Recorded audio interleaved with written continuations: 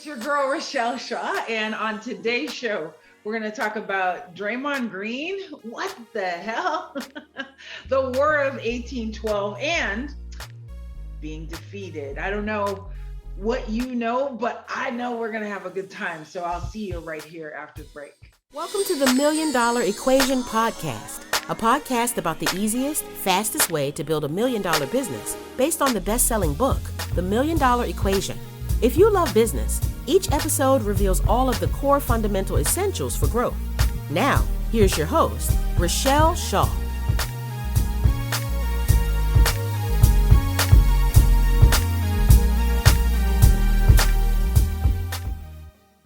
So the hot topic right now going on is everything basketball, right? It is the Golden State Warriors.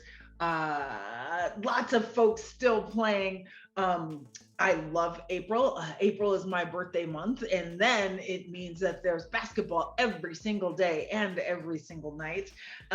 Quite as it's kept, like the family story was that my mother was so pregnant and my father would not take her to the hospital because the championship game was on. And so he wouldn't go until it was over. And so they kept stopping at places and dropping off my brother and sister, and he was checking out the game and everything. And that my mother ended up getting to the hospital right in time to have me. So maybe that's why I like basketball. But the story that jumped out was not watching just the players play, but our good friend Draymond Green. So if you don't know who he is, you should Google him, look him up. But he is a professional NBA player. He plays for the former world champion Golden State Warriors, and he's kind of a bad boy on the team, right? He gets called. Sometimes it's his fault, sometimes it's not his fault, but no matter what, he makes a big scene. Okay, so a couple nights ago, he has the game, and during the game, he was elbowed in his eye. His eye starts to bleed, and because he's the bad boy of not only the sport and of the team, the opposing team's fans, because they were in their arena, start booing him, start yelling at him, start laughing at him that he was in pain. So as he's walking off the court, he walks off the court and he gives the finger, right? Gives the finger. So everybody's going, oh my gosh, like he should be fined, like you can't treat fans like this. And the sports commentators, all of the shut up and dribble people were just appalled. Like, what is he doing? Like, he should just be grateful that he gets to play this sport and everything. And Draymond comes on, and they're interviewing him after, and they're like, Draymond, like, what's the deal? Like he shouldn't be flipping off people, right? And so our good friend Draymond just kind of laughs and he goes, "What? Look, I make 25 million. What do I care? They're gonna fine me. I'm gonna pay the fee, but those people deserve to get flipped off." And I was like, oh, that's so fun. Right? It's so fun to hear. But what the real lesson is, and what you should be thinking about, the $1 million equation lesson, and the lesson that that you should always know when you go into business is you are going to be judged. And the world always has something to say about you. And I don't care if he can be wrong as two left shoes, but he was right to say, I don't care. And here's why. Is because number one, he owns his own podcast.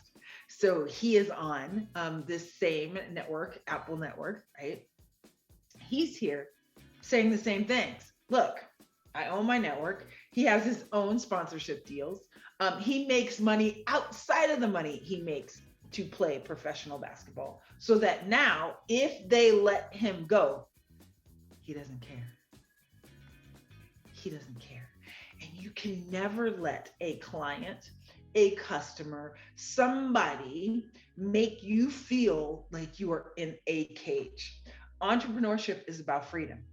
It is about ultimate freedom. It is about the freedom to do whatever you want to do whenever you want to do it. And it comes with, if you piss me off, I'm going to give you the finger.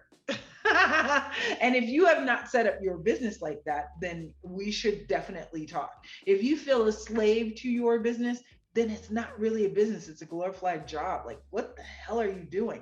The hell are you thinking? That's not how we do things. That's not how it should work. And you should really sit down and think about, does this make sense? Why am I doing this? Why am I beholden to this one customer? Oftentimes, right, when entrepreneurs do that, it's because they don't have a system. They don't have a way to get new customers to them. They're focusing on waiting and hoping and praying for the next person to come through. And that's not what you should be doing. You should be focusing on creating the system so that customers are coming and you get to decide who you do business with. So you can imagine what my social media DMs look like, right? It's not only the creepers, right? The, ooh, you look pretty with bad English, right? It's not them. It's the other ones that are begging, right? That have something to say, that are definitely strange, but not my ideal client, right? So I get to choose who I want to work with. And if you can't follow the rules, yes, and go through the proper channels, then that's not fun for me. My life is now enjoying my 16-year-old, enjoying my daughter, enjoying the things that we get to do together. And so I am very, very, very private about not only my time and my energy and protecting that. You don't get to come inside of that. So that's what I do to the people who say mean things, right? Like, I'm not the baddest chick on the planet. But I also am like Draymond and give him the finger. All right, we'll be right back. Thank you so much for listening to my passion project and the $1 Million Equation podcast. Love what you're hearing? If you like it, I love it. So click the subscribe button to get each week your new favorite episode.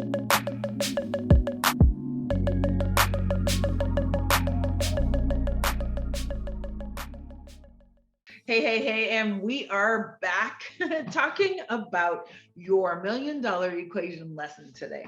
So one of the things that I'm always looking at is what makes you different? What sets you apart? What makes you so that people would say, oh, I want you.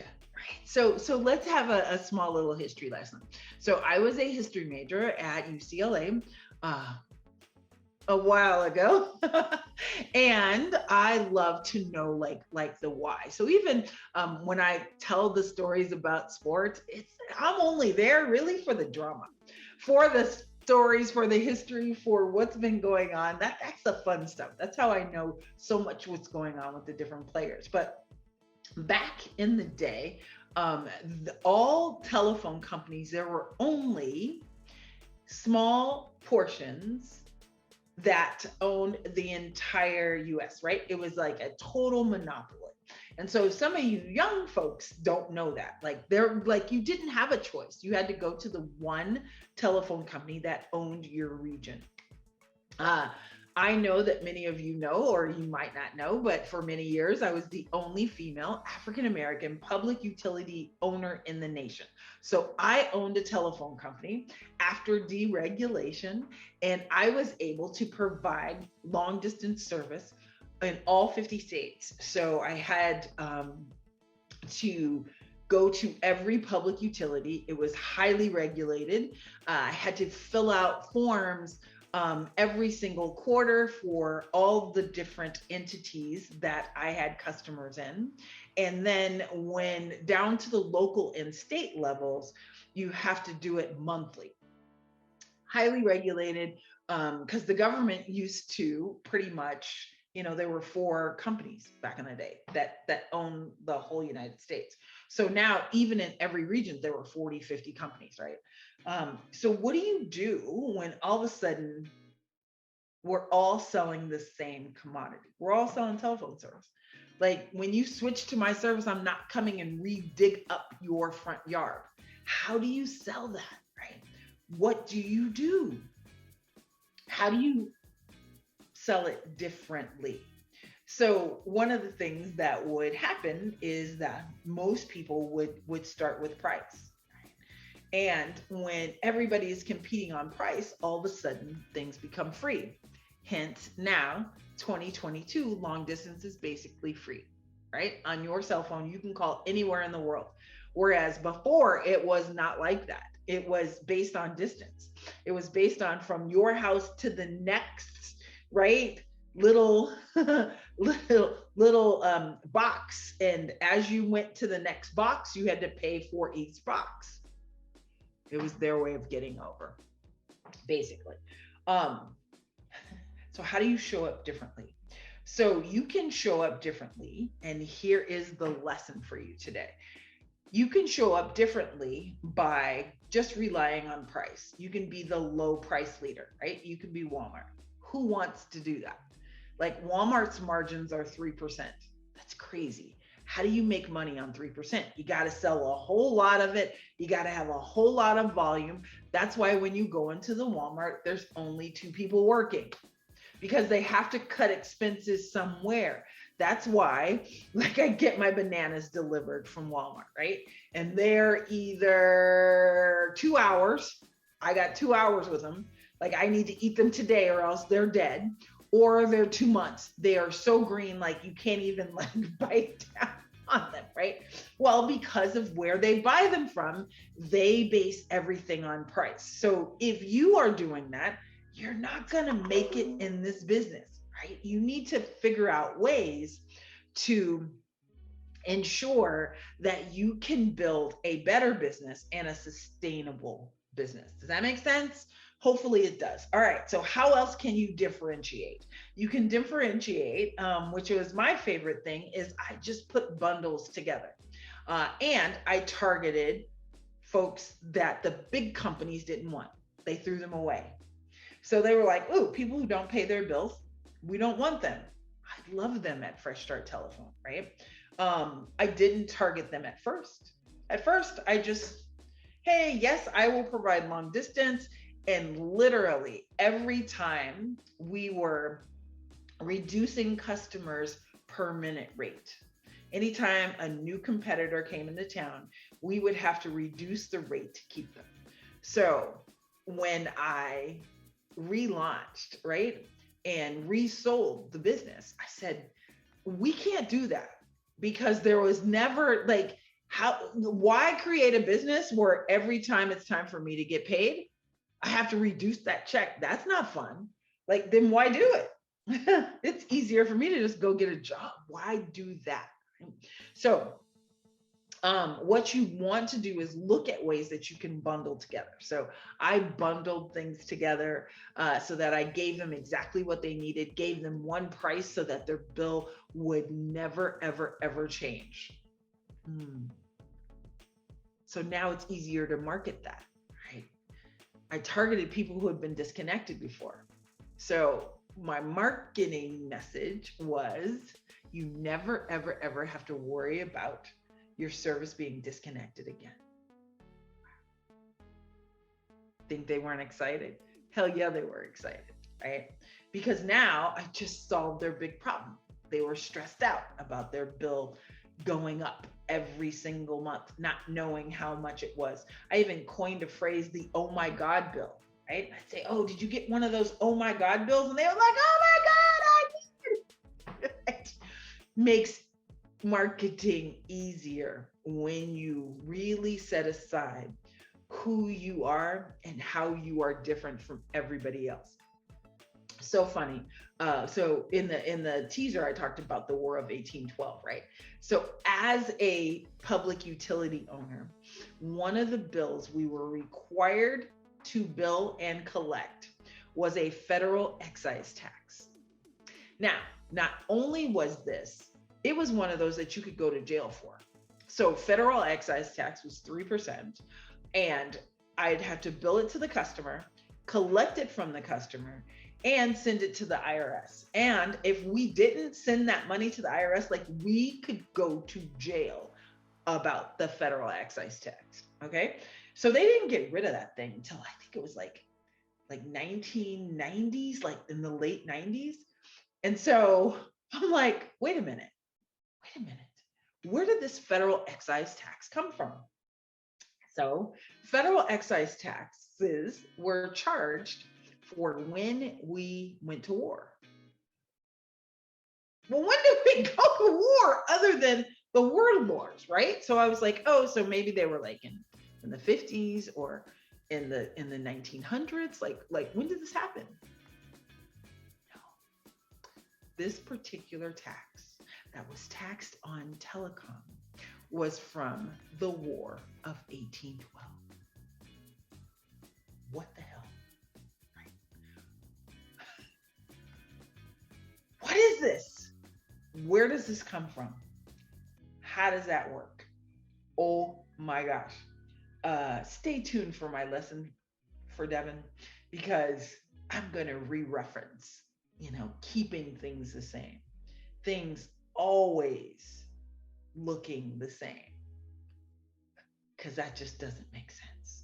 All right. So your lesson, your MDE lesson today is, I want you to look at your business and write down 10 ways that you could not look like your competitor. That has nothing to do with price, by the way. Nothing to do with price. 10 ways that you cannot look like your competitor that has nothing to do with price. All right, that's your assignment. And as I tell you every single week, as long as you follow your assignments for the year, I promise you at the end of this year, you will be closer to that $1 million number. All right. Hey, I'll be right back with my special message for Devin. Hold on just a second. See you in a minute. Hey, you. We are so grateful that you are part of MDE Nation. Are you enjoying this episode? Let me know what you think, especially if you have a question. I would love to answer it personally. You can go to RichelleShaw.com/podcast to get more information about each episode, or to be reminded of the MDE weekly assignment and so much more. Go to RichelleShaw.com/podcast.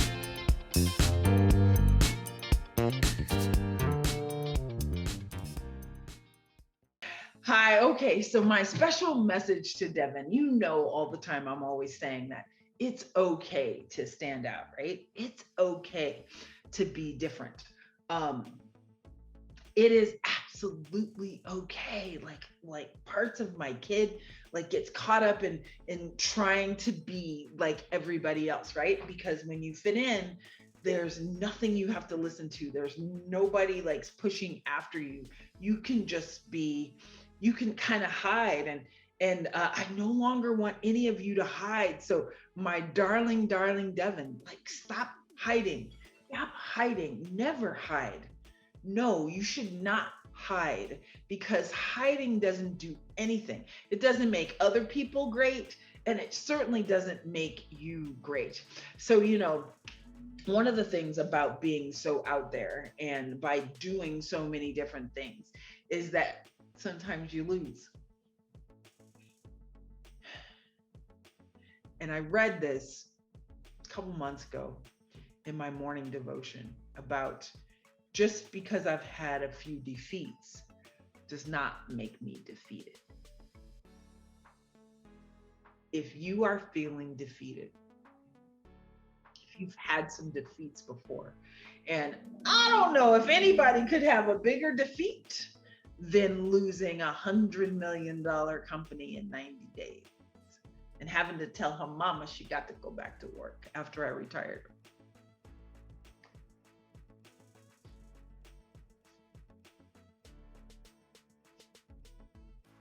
But just because,